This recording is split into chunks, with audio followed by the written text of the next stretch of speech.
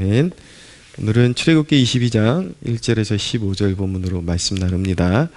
하나님의 말씀은 우리가 세상을 살아가면서 거룩한 품위를 잃어서는 안 된다는 점을 강조하고 있습니다. 하나님은 우리의 왕이신데 왕의 자녀들이 작은 이익에 눈이 멀어서 남의 것을 불법적으로 취해서는 안 된다라는 것을 가르쳐 주고 계신 것입니다. 우리가 늘상 배우는 바는 무엇이냐면 우리의 복은 하나님이라고 우리가 고백하고 있습니다. 오직 하나님께서 자녀들을 향해서 무엇이든지 부족함 없이 때를 따라 그 은혜를 예비하고 계시기 때문에 우리는 하나님이 우리를 위해서 모든 것을 예비하시고 계시다라고 믿고 오직 작든지 크든지 하나님께서 우리에게 주시는 것만이 복이라는 생각으로 살아야 하는 것입니다. 오늘 배상에 관한 그런 몇 가지 교훈을 주고 계신데 갚아주는 것을 의미하는 것입니다. 첫째는 손해를 입힌 것은 반드시 배상할 것을 명령하고 계십니다. 그리스도인에게 있어서 가장 가치 있는 계명은 내 이웃을 내 몸처럼 사랑하라라는 그런 계명이기 때문에 이웃의 마음을 아프게 한 손실 이런 것들에 대해서 눈 감지 말고 꼭 배상해 줘야 할 것을 명령하고 계신 것입니다. 나의 부주의로 인해서 남의 것에 있어서 남의 것에 부주의하게 그렇게 다루다가 어떤 손해를 낸 것이 있다. 그러면 반드시 배상해 줘야 한다. 이것이 바로 하나님 나라의 원리다라는 것을 가르쳐주고 계신 것입니다. 두 번째로 배상하되 그냥 배상하는 것이 아니라 속죄의 마음으로 충분히 배상해야 한다라는 것을 우리에게 가르쳐주고 있습니다. 예를 들어서 5절에 보면 사람이 밭에서나 포도원에서 짐승을 먹이다가 자기의 짐승을 놓아 남의 밭에서 먹게 하면 자기 밭에 가장 좋은 것과 자기 포도원에 가장 좋은 것으로 배상할지니라 라고 말씀하고 있죠. 나의 소나 나의 양이 남의 밭에 가서 남의 좋은 그런 어떤 소산물들을 뜯어 먹게 되면은 반드시 그것에 대해서 내가 가진 것 중에 가장 좋은 것으로 상대방이 손실을 받은 것에 대해서 배상을 해 주어야 한다라는 그런 말씀을 주고 계신 것입니다. 상대방이 나로 말미암아 소중한 것을 잃었을 때에 이미 그 순간에 그냥 물건만 잃어버린 것이 아니라 그 순간에 마음속에 상심과 염려 그리고 그것을 어떻게 해야 하나 그런 에너지가 소모되죠. 그렇기 때문에 상대방이 나로 말미암아 여러 가지로 고통을 겪었기 때문에 배상을 하되 마음을 다해서 배상해야 한다라는 것을 말씀하고 계신 것입니다. 세 번째로 그러나 배상을 받을 사람에게 주시는 명령도 있습니다. 그것은 무엇이냐면 합당하지 않은 배상은 요구해서는 안 된다라는 것입니다. 14절 15절에 보면 만일 이웃에게 빌려온 것이 그 임자가 함께 있지 아니할 때에 상하거나 죽으면 반드시 배상하려니와 그 임자가 그것과 함께 있었으면 배상하지 아니할지니라. 만일 새낸 것이면 새로 족하니라 라고 말씀하고 있습니다. 상대방이 내 거를 빌려갔는데 내가 없을 때에 도대체 내 물건을 어떻게 사용했는지 모르는 상태에서 그 사람이 손실을 냈으면 그 사람이 배상을 해줘야 되는데 그 사람이 내게로부터 어떤 물건을 빌려갔음에도 불구하고 내가 뻔히 보고 있는 그런 상태에서 그 물건이 이유 없이 내가 납득할 만한 그런 상황 가운데서 손실이 생겼다면 그것은 상대방에게 배상을 요구해서는 안 된다라는 것을 말씀하고 있는 것입니다. 뻔히 물건을 빌려간 사람의 잘못이 없음을 알면서도 배상을 요구하는 것은 강도짓과 같은 것이다 라는 것을 배우게 하시는 것이죠. 제가 약 2년 전에 버스를 탔는데 제가 이제 요즘은 스마트폰에 모든 카드를 저장해서 다니니까 이제 전자식으로 결제를 하기 위해서 찍었는데 카드가 만료된 것을 모르고 바꿔서 다시 저장을 해줘야 되는데 그걸 모르고 지갑도 없이 그냥 부랴부랴 타가지고 이게 찍히지를 않는 거예요. 계속 에러가 나고 하니까 이제 저는 내리려고 했죠. 근데 기사님이 오늘만은 그냥 타라고 그렇게 말씀해 주셔가지고 기사님에게 제가 꼭 갚겠습니다. 그렇게 약속을 하고 그날 이제 버스를 타게 되었습니다.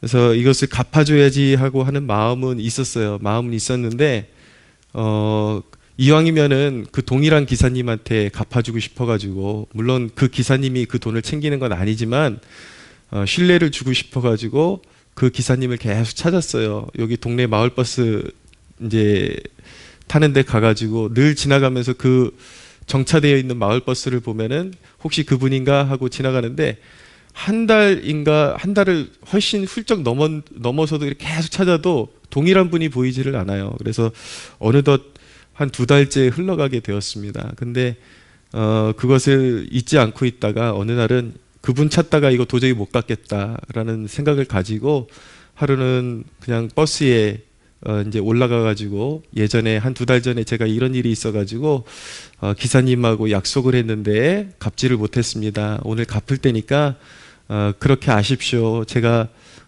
무임으로 승차한 것에 대해서 분명히 갚았습니다라고 그렇게 말씀을 드린 적이 있습니다. 사실 누구도 그런 행위에 대해서 알아주는 사람은 없었지만 그런 생각을 갖게 되었습니다.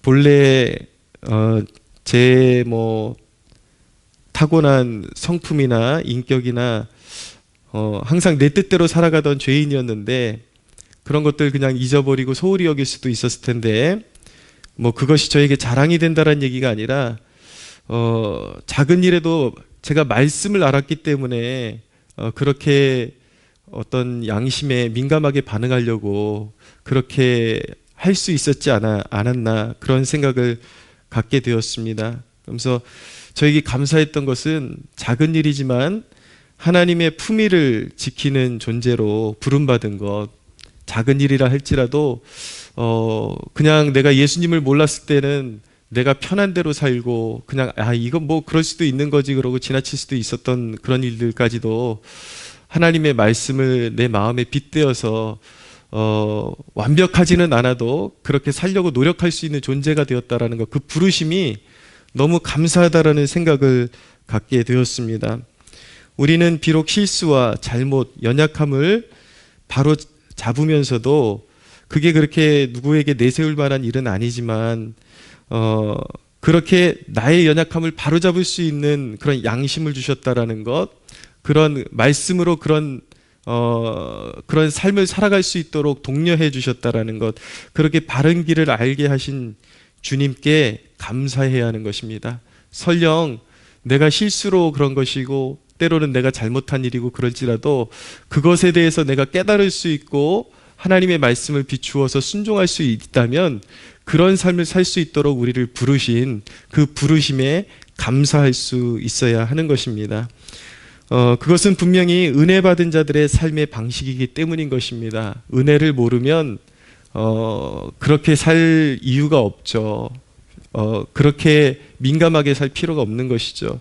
우리가 하나님께 속했기 때문에 작은 일에도 충성하려고 할 수 있다는 것은 분명히 이 죄악된 세상 속에서 하나님의 은혜 받은 자들이 누릴 수 있는 특권이라는 것을 우리가 기억해야만 하는 것입니다.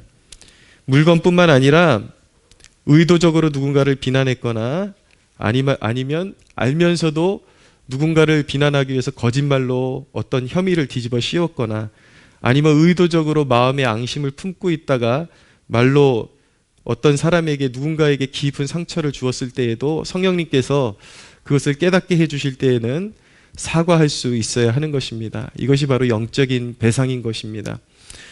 한 가지 곁들여서 여러분들에게 말씀드리고 싶은 것은 무엇이냐면 나에게 어떤 사람이 무엇을 손해를 입혔어요. 손해를 입혔는데 상대방이 이미 깊이 뉘우치고 있는데 도저히 내 물건을 배상해 줄 수 있는 형편이 안 되는 것을 알게 되었을 때에, 그럴 때에는 내가 일단은 우위를 점하고 있는 거잖아요. 그럴 때는 긍휼을 베풀 수 있는 것, 상대방의 형편을 알고 긍휼을 베풀 수 있는 것, 그것 또한 하나님의 자녀로서의 품격임을 배워야겠습니다. 네, 배상해 주라 그랬다고, 성경에 배상해 주라 그랬으니까 상대방이 너무나도 비참하게 살고 있음에도 불구하고 탈탈 털듯이 그렇게 다 받아먹으려고 하는 것도 사실은 하나님 앞에 기쁨이 될 수 없다라는 것도 우리가 마음에 새겨야겠습니다. 배상해 주는 입장에서도 배상을 받는 입장에서도 하나님의 자녀들의 품격이 있다라는 것. 우리는 그렇게 세상 사람들처럼 그렇게 막 진짜 피 빨아먹듯이 그런 잔인한 성격을 가지고 살아서는 안 되는 것이죠. 분명히 하나님의 자녀들에게 요구되는 품격이 있다라는 것, 그 품격을 지키며 살아갈 때에 하나님께서 우리에게 존귀함을 입혀주시고 항상 선한 것들로 우리에게 더욱더 보살펴 주신다라는 믿음으로 우리는 살아야 하는 것입니다. 여러분, 누군가가 나에게 빚을 졌을 때에 마음의 빚이든 물건이든 그 사람의 형편을 보고 긍휼히 여기는 마음을 가지십시오. 그래야 되는 것이 어떤 이유냐면, 우리 주님은 세상을 다 팔아서도 갚을 수 없는 우리의 죄악을 모두 탕감해 주시지 않았습니까? 은혜로 탕감해 주셨기 때문에 상대방이 용서를 구하고 그렇게 배려를 구하는데도 불구하고 끝까지 탈탈탈탈 터는 그런 태도는 하나님의 자녀들답지 않습니다. 오늘 이 아침에 우리 마음 가운데 성령께서 더욱더 깊이 만져주시고 더 관대하고 더 정말 은혜를 긍휼을 베푸는 하나님의 사람들로 빚어주시기를 간절히 소원합니다.